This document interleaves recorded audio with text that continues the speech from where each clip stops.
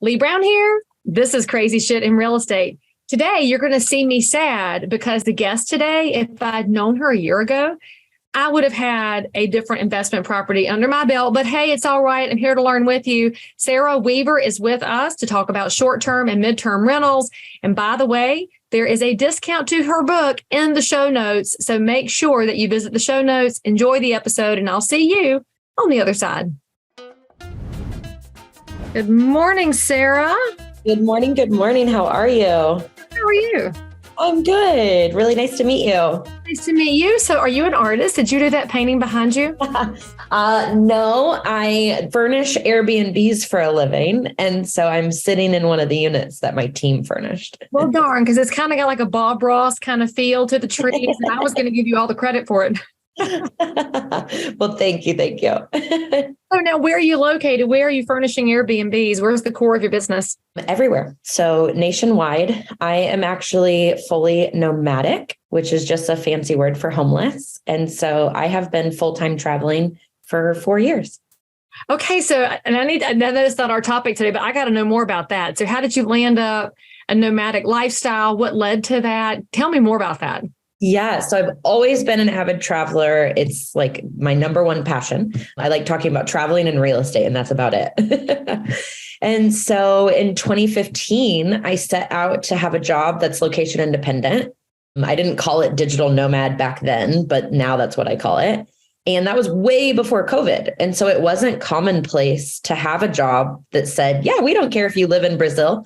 But I got one. I worked for a real estate recruiting company with top real estate agents all across the country.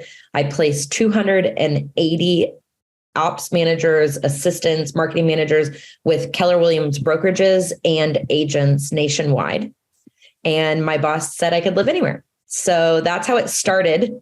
And then how it's still going is now I'm my own boss and I own 3 companies. I own a small real estate portfolio and manage everything from afar, and the rest is history. Okay. So you do own real estate, just not a primary residence. So where do you stay? Do you stay in other people's short-term rentals, or do you stay in hotels, or do you couch surf? Where do you spend the night? So last year I spent about 5 months in Central America, 2 months in Mexico, and about a month in Europe.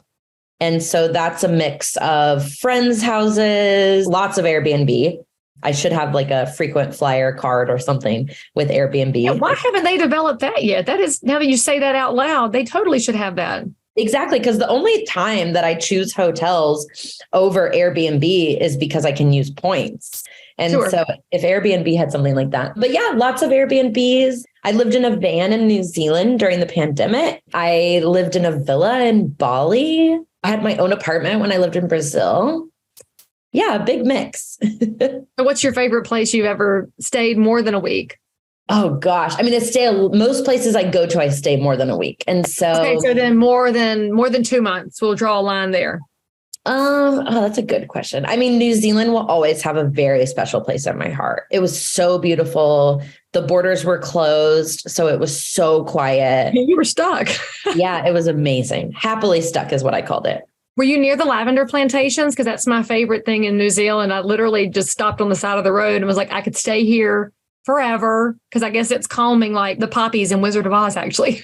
Yeah, exactly. Yep, I visited those. I went all over both islands because, like I said, I lived in a van. You were there. All right, so that's wild. And you were doing it before it was cool, so you can call yourself, the bleeding edge, not just cutting edge. So how did you land in the space of furnishing Airbnbs, and how do you find your clientele? Give us a little bit of the story of how that came to be. And I guess you can weave in what you're doing with how you landed there. Yeah, absolutely. So the company is called Arya Design Services, and we furnish rentals all over the country. Last year, we did 37 units in 11 states. And this year, we're on track to double that. And how it all started is I posted photos of my furnished rental with the information that I furnished it from 8,000 miles away. I was living in my van in New Zealand, and I furnished a furnished rental in Omaha. And everyone's asked 2 questions. They asked, how did you do that? And can you do that for me? And to be completely honest with you, I was like, no. What are you talking about? And then I was like, well, wait a minute. What would an entrepreneur do? And I had read the book, Who Not How.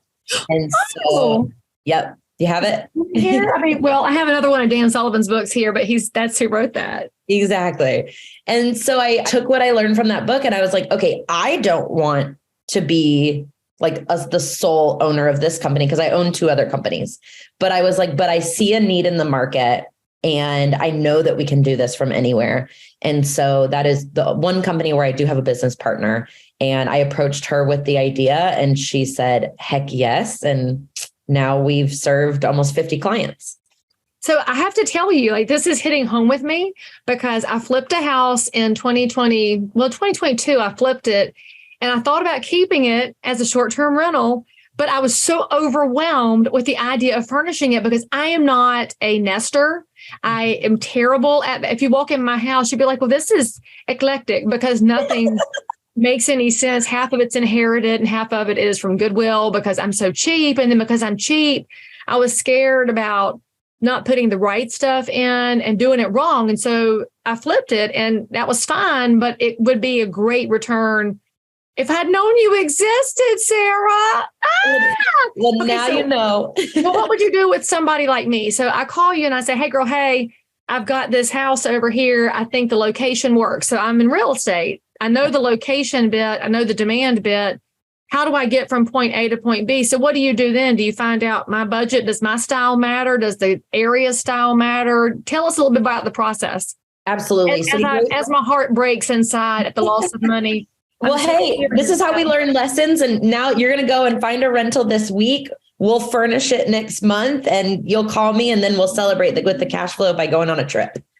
So what we offer the whole gamut. So if you call us and let's say you were in the middle of the flip and you're like, wait a minute, I think that this could be a great rental. You can actually call us and we'll analyze the deal for you. So we give a report as a long-term rental, a medium-term rental, and a short-term rental. And you get that analysis. We charge $250 for that. So if that is something that you or your listeners need, please call us. Then if you decide that you do want it to be a furnished rental, there's 3 ways you can work with us. If you're more DIY, buy our furnished list. It's $99.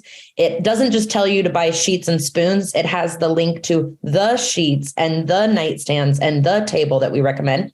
It is not a customized design. So your 3-bedroom, you're going to have to figure out how to make the other bedrooms look different because the list just has, 1 bedroom set. But what I can tell you is that the list is worth its weight in gold because it's a spreadsheet. So you can write in the spreadsheet ordered, tracking, received, so that you're not 2 days away from your photographer coming and realize that you forgot to buy throw pillows. And for taxes, that feels like it would be a perfect tracking mechanism for taxes and such. Exactly. So that is $99. Great for any of our DIYers. If you're like, no, I don't want to be involved. I'm busy. I'm running my real estate sales business. I'm good at flipping. I'm not good at furnishing. Then there's 2 ways you can work with us. One is we will create a customized design. I love that you talked about the location. It's more about what's your competition and what's your strategy? So let's take an example. If you are a 5-bedroom house in Phoenix, Arizona, and you know that you have a really amazing outdoor space, there's an outdoor pool and an awning, and you want my team to come in and really design the outdoor space as well as the house, we're going to do that pretty top notch. Like your budget might be closer to $30,000 for something like that with all the outdoor furniture, maybe even a mural, some neon signs, maybe even a selfie room. Well, we don't need that in the 2-bedroom apartment that I did in Detroit, Michigan. Totally different. And so I work with the client with their budget, but I'm also telling them, hey, this is what your competition is doing. This is how to be just 10% better than your competition so that you're fully occupied. Because that's what I think is so important is I'm an investor before I'm a designer. And so I'm not going to have you buy a $300 cream Moroccan poof while I want one in my personal house. Maybe I'll fly to Morocco and pick one up myself. That's just going to get dirty. That's not going to last more than 5 guests. And that's a waste of time and money. And so I'm focusing on your bottom line and saving you money where I can and then spending money where you're going to get ROI. And I love how you talk about that incremental improvement. I think a lot of people, when they're trying to do something better, they feel like they have to be 100% better than the competition, but you laid it out as 10% better. And we know that that's the win most of the time. It's just enough better, a little better value wins the day. So that's a brilliant angle you've hit there. So now let me ask you a question. In Airbnb world, of course, it's getting more and more competitive as more people have figured out the strategy and as more and more communities are looking at this as something that can start stemming some of the shortages we have for hotel rooms, or just for, I think in specific for me, that midterm rental is the biggest gap. Where's a travel nurse going to stay for 3 to 6 months, or a contractor? Hotel doesn't work. Long-term rentals don't mess with people less than 12 months. I think there's a huge opportunity there. So when you're looking at that and evaluating it, where are the markets that you personally think are the best opportunities when you put your investor hat on right now? Yeah, I get asked this all the time. And the reality is that the medium-term rental strategy, which is a furnished rental, like a short-term, but you're going to be able to have your guests stay typically 90 days. I love that because when we're talking about competition, you only need 4 tenants a year. So let's not lose sleep over, it has to be the best. It has to be the best market and the best location with the best decor. It does need to be really good. Like, we're not talking cell phone photos and like grandma's. Well, that's true. They don't need the selfie room and the neon because they're not having a bachelor party every weekend. Exactly. And so the reality is that there is no such thing as the best market. The best market, we're so used to that because I can Google best headphones or best microphone, which, by the way, I'm using neither of them right now. I can Google the best Thai restaurant to eat at down the street, right? Like, that's our life. And I'm sure a lot of you listening are like, oh yeah, I'm super guilty of that. I Googled the best because I want the best. The best market is going to be where you have the funds.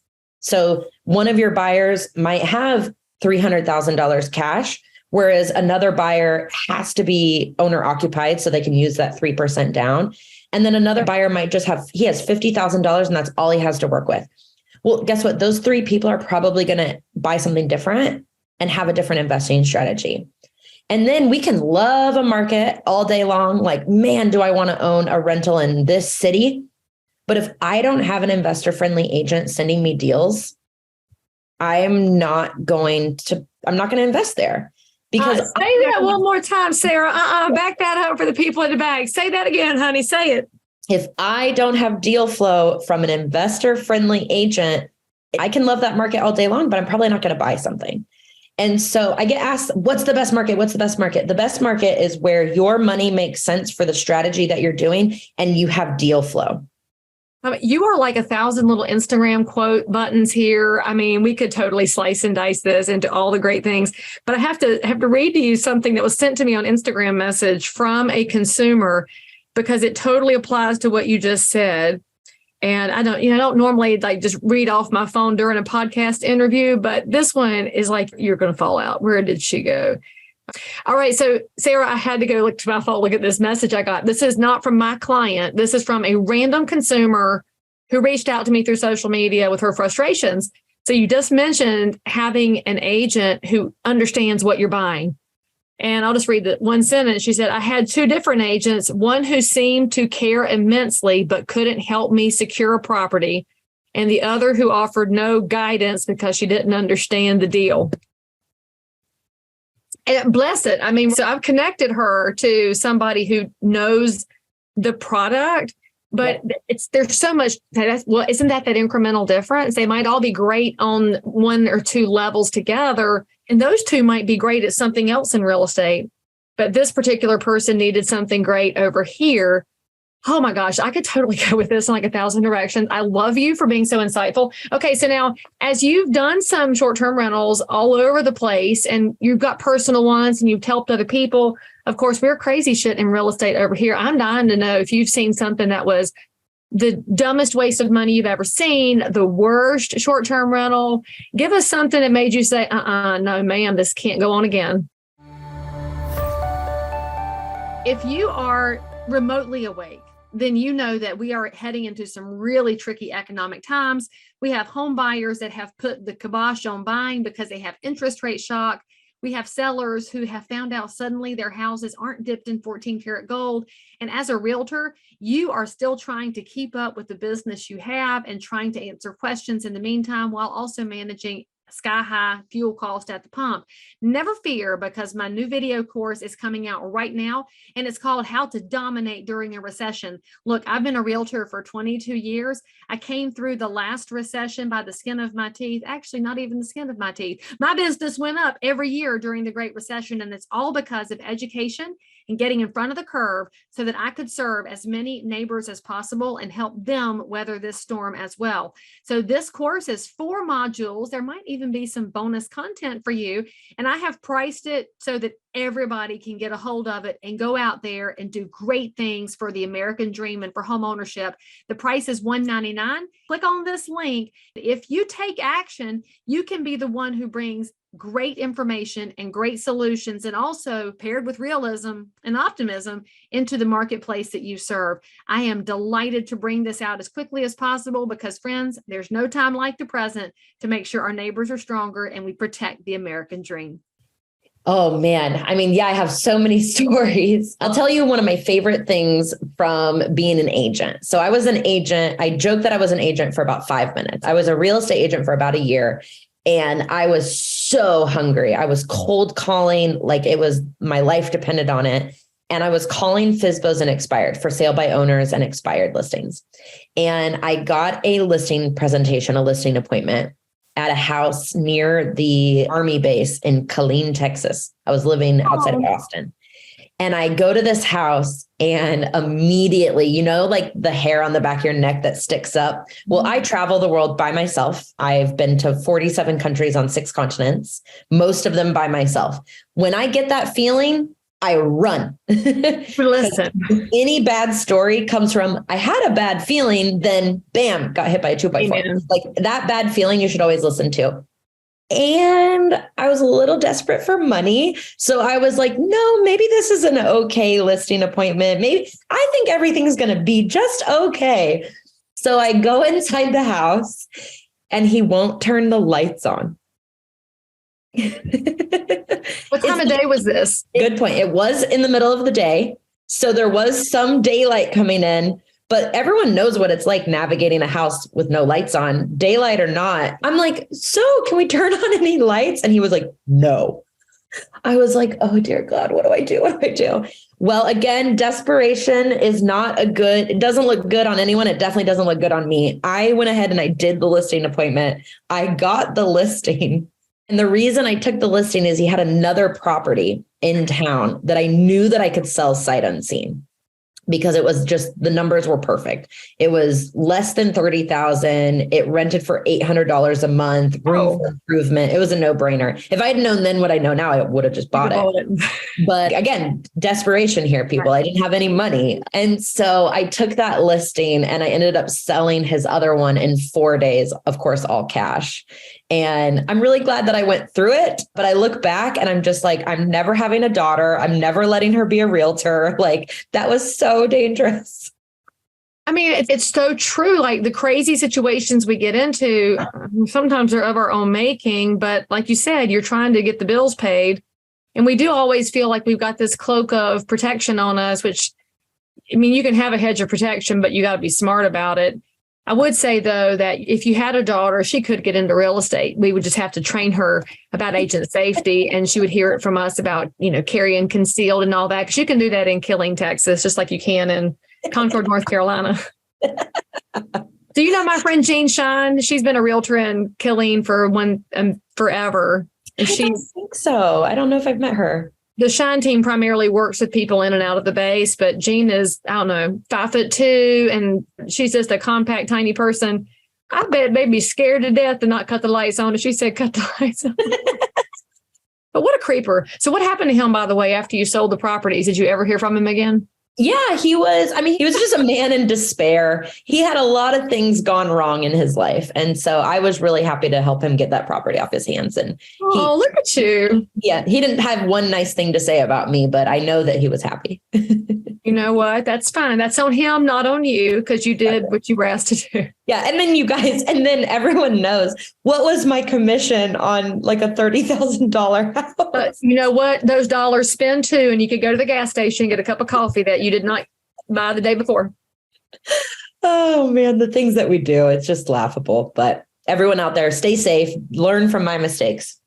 That's right. And if you want to go on the listing appointment anyway, take a lender, take a broker, take somebody with you, because there's always strength in numbers. And since there's strength in numbers, and if you're thinking about short-term rentals, but you don't know how to put a team together, Sarah, how can they reach out to you so they can be like me, who is now already sitting here thinking about what I can go buy now that I know somebody that can help me make it look right? Yeah, please do. So the company is called Arya Design, Arya. It actually comes from, I met my business partner in Bali. And so we met at a luxurious hostel. I say hostel and people are like, oh dear God, but you guys Google it. It's absolutely stunning. And so we wanted our name to do a little nod to where we met, and we met in Indonesia. She's from a small town in Iowa and I'm from Kansas, and we met in Bali. And so the company is Arya Design Services. You can go to aryadesignservices.com, or easier to spell, easier to remember is my website, sarahdweaver.com. You know, I used to live in Iowa, so now you have extra cred since your business partner is from Iowa. And my favorite town in Kansas is Garden City. So there's my shout out to my favorite southwest corner of the state. I love it so much. That is wild. What had you in Iowa? Well, I used to sell chainsaws. So my territory was the entire state. And I brag about being the only person who's been in every county in Iowa that was not running for president. All right, friends. I hope that you are as enchanted by Sarah and her business as I am. Sarah, thank you so much for coming on the show and giving us some insights about how we can put some people together to make a team and do big things. Thank you for having me. All right, guys, give her some love in the comments. Give us a thumbs up. And most importantly, come back again. We'll see you next time. So if you found value in this episode, please like and subscribe to this channel, turn on the bell, and catch another amazing episode by clicking above. Crazy Shit in Real Estate is also available on all of your normal podcast apps. So if that's where you like to hang out, go find me, click subscribe, and most importantly, leave me a review that says you think I'm awesome, my guests are awesome, or this content is just exactly what you were looking for. And then, by the way, if there's something you need, you want to learn about something, you can comment below anytime. You can also send me a direct message if you need to remain anonymous. No judgment. But anyway, I'll only judge if you forget to subscribe and click. I'll see you next time.